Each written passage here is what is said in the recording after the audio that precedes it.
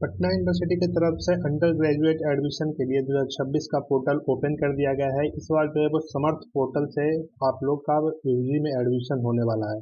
तो अगर आप पटना यूनिवर्सिटी में पढ़ना चाहते हैं, किसी भी प्रकार का कोर्स करना चाहते हैं, चाहे आप बीए करना चाह रहे हो या फिर बीएससी करना चाह रहे हैं या फिर बीकॉम करना चाह रहे हैं या फिर कोई वोकेशनल कोर्सेज में आप जाना चाह रहे हो, तो आप जो है वो पटना यूनिवर्सिटी का फॉर्म जो है फिल कर सकते हैं। कल ही सीबीएसई 12th का रिजल्ट भी आउट हो चुका है और तमाम स्टेट का यूनिवर्सिटी का रिजल्ट भी आ चुका है। तो आप यहाँ पर 12th के बेसिस पर अपना एडमिशन ले सकते हैं। कुछ कोर्सेज जो वोकेशनल कोर्सेज है उसको छोड़कर, क्योंकि उसके एंट्रेंस एग्जामिनेशन कराए जाएंगे। अगर आप बीएससी बायोटेक्नोलॉजी में जाना चाहते हैं, बायोकेमिस्ट्री करना चाहते हैं या फिर एलएलबी करना चाहते हैं या फिर बीबीए करना चाहते हैं, बीसीए करना चाहते हैं, उसके लिए जो है वो एंट्रेंस एग्जामिनेशन कंडक्ट कराए जाएंगे, साथ में इंटरव्यू भी कंडक्ट कराए जाएंगे।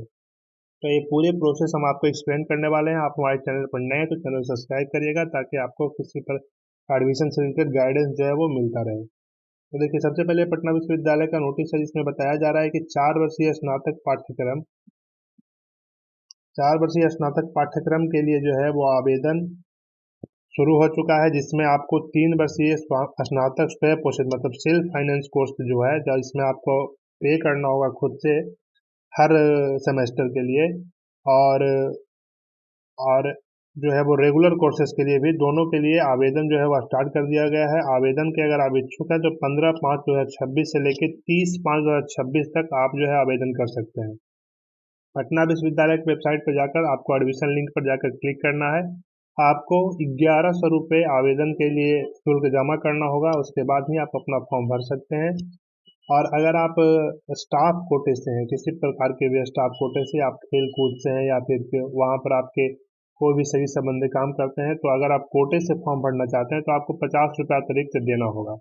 अब यहाँ पर जो है वो क्या क्या लगने वाले हैं आपके डॉक्यूमेंट्स, उसकी जानकारी भी पूरी तरीके से दे दी गई है।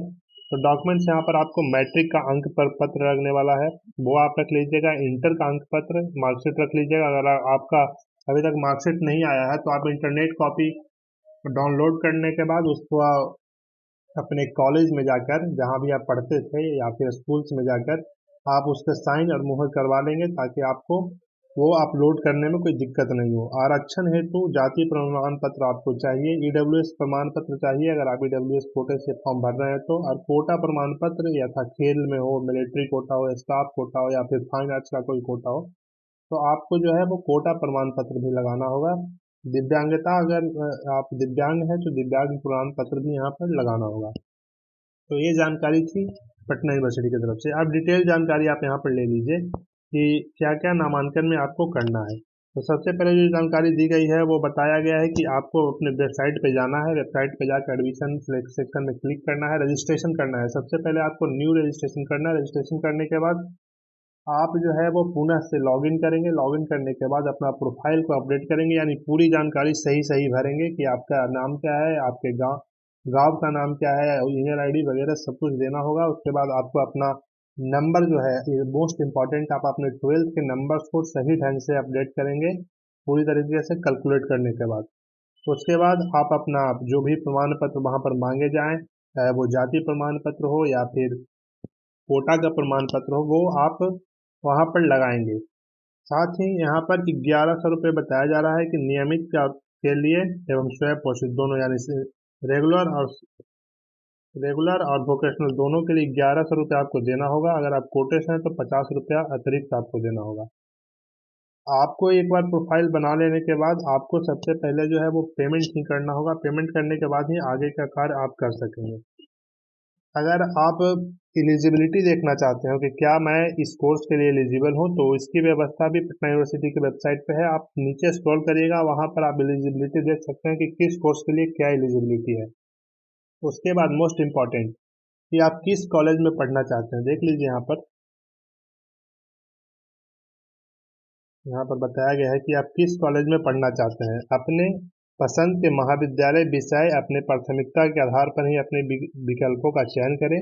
छात्रों को निर्देश किया जाता है कि वो ज़्यादा से ज़्यादा 5 विकल्प का चयन कर सकते हैं, इससे कम और इससे ज़्यादा नहीं कर सकते हैं। 5 कॉलेज और 5 सब्जेक्ट आप चूज कर सकते हैं, परंतु पहला विकल्प चयन करने के बाद आपको आवेदन शुल्क जमा करना होगा। जैसे ही आप एक सब्जेक्ट चूज करते हैं, एक कॉलेज चूज करते हैं, तो आपको आवेदन के लिए और सब चूज करने के लिए आपको सबसे पहले पेमेंट करना होगा।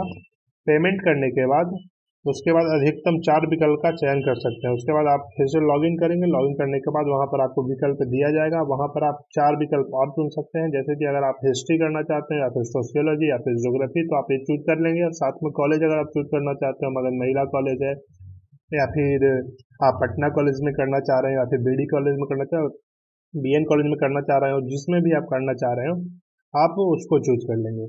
पटना विश्वविद्यालय के नियमित कार्यक्रम में चयनित इंटरमीडिएट के अंक पर होने वाला है।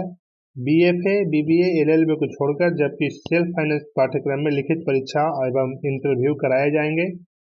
और पटना विश्वविद्यालय का मेगा क्रम सह विकल्प चयन मेरिट कम चॉइस के आधार पर विश्वविद्यालय द्वारा आवंटन यानी अलॉटमेंट लेटर जारी किया जाएगा। यानी आप सब कुछ हो जाने के बाद जब आप फॉर्म भर लेंगे तो वो फॉर्म का जब डेट खत्म हो जाएगा तो आपको कॉलेज जो है वो अलॉट किया जाएगा।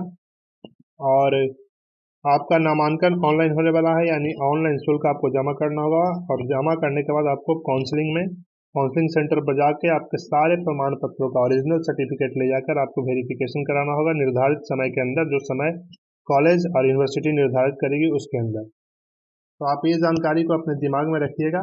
साथ ही काउंसलिंग केंद्र पर प्रोविजनल नामांकन पत्र प्राप्त करने के बाद अगर आपको लगता है कि आपको अपनी उच्चतम प्राथमिकता के विषय में नामांकन नहीं मिला है, तो आप स्लाइडिंग और सब्जेक्ट प्रेफरेंस विकल्प चुन सकते हैं। ऐसा करने से अगली आवंटन सूची ऑलरेडी जारी होते हैं। इस समय आपको अपनी उच्चतम प्राथमिकता के विकल्प में स्थान खाली रहने पर आपका नामांकन स्वतः स्लाइड अप हो जाएगा और पहले के विषय में हुआ नामांकन स्वतः रद्द हो जाएगा।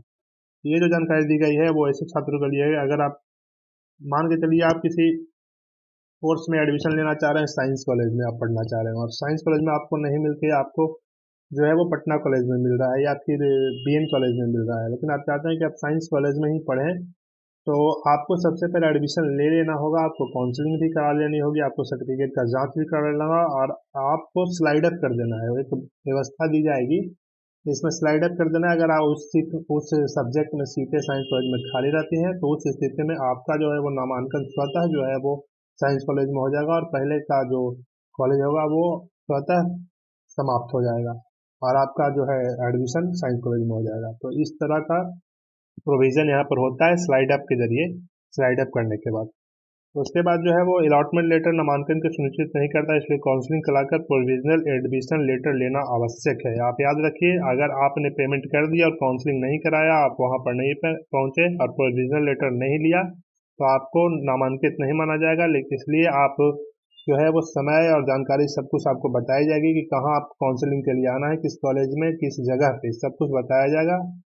प्रोफाइल एक बार लॉग हो जाने के बाद पुनः सुधार संभव नहीं है, इसलिए प्रोफाइल सही तरीके से भरें। लॉगिन करने के बाद फाइंड योर प्रोग्राम में एलिजिबिलिटी क्राइटेरिया चेक कर लें, तब विषय का चयन करें और विकल्प भरें। छात्र अपने अकाउंट में लॉगिन करने के पश्चात माई एप्लीकेशन पर क्लिक करके उसके बाद कंट्रोल+P बटन को दबाकर, जिससे कि आपके द्वारा वर्णित सारे प्रेफरेंस एक पेज पर प्रिंट हो जाएंगे। यानी एक पेज पर प्रिंट करने के लिए कंट्रोल+P दबाना होगा और आप जो है वो इस तरीके से आप पूरी जानकारी एक ही पेज पे आ जाएगी कि आपने कौन कौन से सब्जेक्ट चूज किए हैं, कौन कौन से कॉलेज रखे हैं, ये सारी जानकारी आप क्या जानकारी दिए हैं। तो आप अपनी जानकारी जो है वो ठीक से भरेंगे। अब यहाँ पर देख लीजिए एडमिशन पोर्टल पर कुछ हम आपको जानकारी दे रहे हैं। एडमिशन पोर्टल यहाँ पर 2026 लिखा जा रहा है। जैसे ही पटना यूनिवर्सिटी आप सर्च करिए गूगल में, सबसे पहले जो वेबसाइट आएगा उस पर आप क्लिक करिएगा, आप एडमिशन पोर्टल पे जाइएगा, ऊपर ही लिंक दिया होगा, अगर नहीं आ रहा तो आप उस पर देखिएगा, समर्थ एडमिशन पोर्टल लिखा होगा, उस पर आइएगा। वहाँ पर आपको इंस्ट्रक्शन अगर आपको पढ़ना है तो पढ़ सकते हैं, जो हमने आगे आपको बताई वही इंस्ट्रक्शन यहाँ पर दिए गए हैं। तो उसके बाद आप कौन सा कोर्स करना चाहते हैं, अंडर ग्रेजुएट रेगुलर में है या फिर अंडर ग्रेजुएट सेल्फ फाइनेंसिंग में है, आप देख लीजिएगा आप सेल्फ फाइनेंसिंग कोर्स में है या फिर अंडर ग्रेजुएट कोर्सेज में है। तो अब यही बच्चों को कंफ्यूजन कि सेल्फ फाइनेंसिंग कोर्स कौन कौन से या रेगुलर कोर्स। तो रेगुलर कोर्स देखिए, अगर botany, zoology, chemistry, mathematics, psychology, physics, ये सारे जो है वो रेगुलर कोर्स में। अंडर ग्रेजुएट कोर्सेज में बायोकेमिस्ट्री, बायोटेक्नोलॉजी जैसे कोर्सेज जो है वो अंडर ग्रेजुएट में आते हैं। बीसीए, बीबीए, बीबीएम, एमसीए सब जो है कोर्सेज जो है वो आता है सेल्फ फाइनेंस कोर्स में। तो आप जिसमें भी एडमिशन लेना चाहे उस पर आप क्लिक करिएगा, उसके बाद आप रजिस्टर करिएगा। जैसे ही आप क्लिक करेंगे आप आ जाएंगे पटना यूनिवर्सिटी के 2026-27 के वेबसाइट पे। यहाँ पर आपको सब कुछ जानकारी मिल जाएगी। एडमिशन पोर्टल लिंक है, पब्लिक नोटिस है, फाइंड योर प्रोग्राम आप यहाँ पर पहुँच सकते हैं। एलिजिबिलिटी आप देख सकते हैं। अगर आपको किसी प्रकार की कोई परेशानी हो तो हेल्प सेंटर से आप हेल्प मांग सकते हैं, आप ईमेल लिख सकते हैं। और यहाँ पर आप जो है वो डॉक्यूमेंट देख लीजिएगा, स्कैंड फोटोग्राफ सब कुछ होना चाहिए, स्कैंड सिग्नेचर, एजुकेशनल डॉक्यूमेंट और एक्सपीरियंस कैटेगरी सर्टिफिकेट, जो कि आपसे कैटेगरी सर्टिफिकेट मांगा जाएगा। ये जानकारी हमने आपको दे दी। अब आपको बता देते हैं कि सबसे पहले आपको रजिस्ट्रेशन करना होगा। रजिस्ट्रेशन करने के बाद ही जो है वो आप सबसे पहले आप रजिस्ट्रेशन कराइए। रजिस्ट्रेशन करने के बाद आप जो है वो वहाँ पर जाइए, लॉगिन का ऑप्शन दिया होगा, फिर से लॉगिन कीजिए। लॉगिन करने के बाद आप अपनी पूरी जानकारी जो है वो भरिए, फुल इंफॉर्मेशन भरने के बाद आप जो है अपना कॉलेज और सब्जेक्ट सिलेक्ट करिए, उसके बाद पेमेंट करिए। पेमेंट करने के बाद आपको जो है वो फिर से लॉगिन करना है। लॉगिन करके आपको फिर से प्रीफ्रेंस पे भर लेना है कि कौन कौन से सब्जेक्ट आप लेना चाहते हैं, वो आप प्रीफ्रेंस भर लेंगे। और प्रीफ्रेंस भरने के बाद आप उसको प्रिंट कर लेंगे।